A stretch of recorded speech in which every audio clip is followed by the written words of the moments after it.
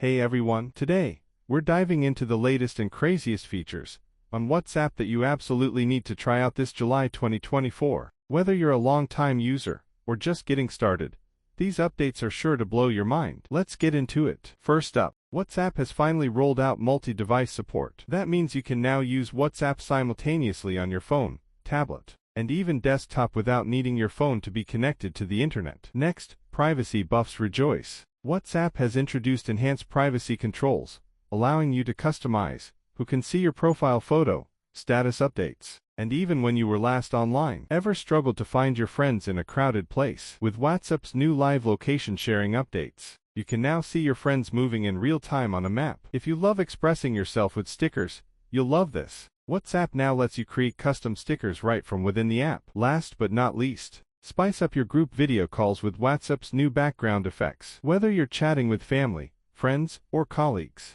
you can now choose from a variety of fun backgrounds to add a touch of flair to your conversations. And there you have it. 5 crazy new WhatsApp features you must try this July 2024. Which one are you most excited to try out? Let us know in the comments below. Thanks for watching.